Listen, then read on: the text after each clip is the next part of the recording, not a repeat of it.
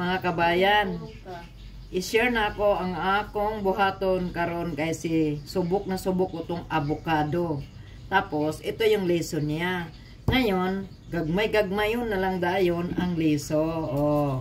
Ngayon nagpula na siya, nagpula. Butangan din na siya alcohol. Na, kanin siya ha. Tadtad na nako, nya karon butang alcohol, okay? Ana onday na siya ana daghan kay niya gitigom na ko niya siya. Okay? Nakaandam na ang paw. Pag wala kayong paw ipikasin, pag wala ipikasin di paw. Okay? Og nay olive. Olive.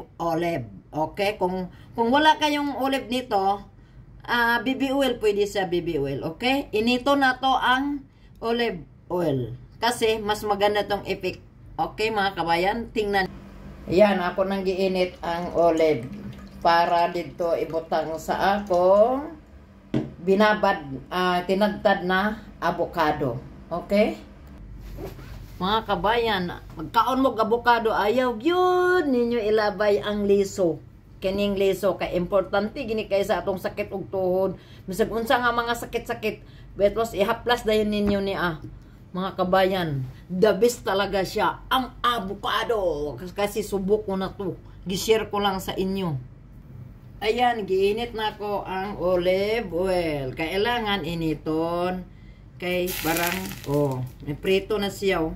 Para ma-absorb, gini siya kaayo. Dili yung idiretso. Kasi masarap siya. Madili ka mabuak-buak nga ka. Okay? Initon ang olive oil. Okay?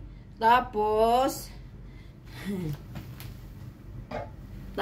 ibutang dayon ni ang epicacent. Yan.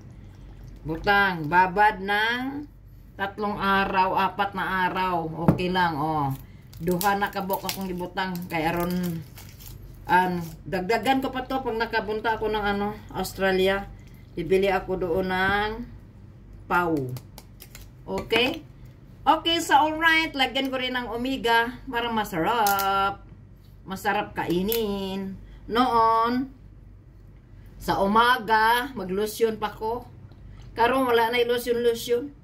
Ano na lang, yung tawag nun? Epicacent, avocado, binabad sa epicacent. Wow, sarap to. Okay, so alright. Ibabad na dahil na siya. Butangin niya yung ipikasin kung kaya. Maganda kasi halang-halang. Ayan na. Ayan na. Okay na kaayo siya. Avocado. Panghapla sa sakit og tuhod og hawak tuhod, may tos, mainis, hawak og balikat.